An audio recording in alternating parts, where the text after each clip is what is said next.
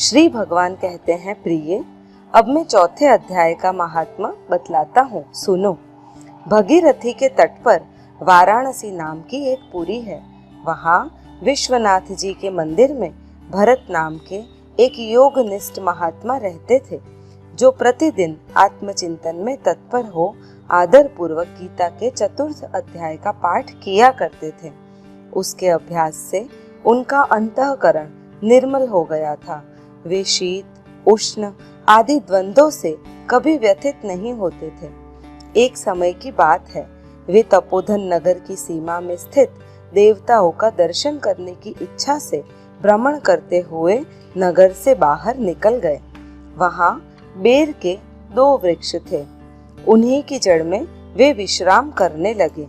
एक वृक्ष की जड़ में उन्होंने अपना मस्तक रखा था तथा दूसरे वृक्ष के मूल में उन्होंने अपना एक पैर टिका हुआ था। थोड़ी देर बाद जब वे तपस्वी चले गए, तब बेर के वे दोनों वृक्ष 5 ही 6 दिनों के भीतर सूख गए। उनमें पत्ते और डालियां भी नहीं रही। तत्पश्चात वे दोनों वृक्ष कहीं ब्राह्मणों के पवित्र घर में 2 कन्याओं के रूप में उत्पन्न हुए। वे दोनों कन्याएं जब बढ़कर 7 वर्ष की हो गई, तब एक दिन उन्होंने दूर देशों से घूमकर आते हुए भरत मुनि को देखा। उन्हें देखते ही वे दोनों उनके चरणों में गिर गई और मीठी वाणी में बोली, हे मुने, आपकी ही कृपा से हम दोनों का उद्धार हुआ है। हमने बेर की योनि को त्याग कर मानव शरीर प्राप्त किया है। उनके इस प्रकार कहने पर मुनि को बड़ा विस्मय हुआ। उन्होंने पूछा, पुत्रियों, मैंने कब और किस साधन से तुम्हें मुक्त किया था? साथ ही यह भी बताओ कि तुम्हारे बेर के वृक्ष होने में क्या कारण था, क्योंकि इस विषय में मुझे कुछ भी ज्ञात नहीं है। तब वे कन्याएं पहले उन्हें अपने बेर हो जाने का कारण बताती है और वे बोली, हे मुने, गोदावरी नदी के तट पर छिन्न पाप नाम का एक उत्तम तीर्थ है, जो मनुष्यों को पुण्य प्रदान करने वाला है। वह पावनता की चरम सीमा पर पहुंचा हुआ है। उस तीर्थ में सत्यतपा नामक एक तपस्वी बड़ी कठोर तपस्या कर रहे थे। वे ग्रीष्म ऋतु में प्रज्वलित अग्नियों के बीच में बैठते थे। वर्षा काल में जल की धाराओं से उनके मस्तक के बाल सदा भीगे ही रहते थे तथा जाड़े के समय जल में निवास करने के कारण उनके शरीर में हमेशा रोंगटे खड़े रहते थे। वे बाहर भीतर से सदा शुद्ध रहते थे। समय पर तपस्या करते तथा मन और इंद्रियों को संयम में रखते हुए परम शांति प्राप्त करके आत्मा में ही रमण करते थे। वे अपनी विद्वता के द्वारा जैसा व्याख्यान करते थे, उसे सुनने के लिए साक्षात ब्रह्मा जी भी प्रतिदिन उनके पास उपस्थित होते और प्रश्न करते थे। ब्रह्मा जी के साथ उनका संकोच नहीं रह गया था, अतः उनके आने पर भी वे सदा तपस्या में मग्न रहते थे। परमात्मा के ध्यान में निरंतर संलग्न रहते हुए कारण उनकी तपस्या सदा बढ़ती रहती थी। सत्य तपा को जीवन मुक्त के समान मानकर इंद्र को अपने समृद्धिशाली पद के संबंध में कुछ भय हुआ। तब उन्होंने उनकी तपस्या में सैकड़ों विघ्न डालने आरंभ किए।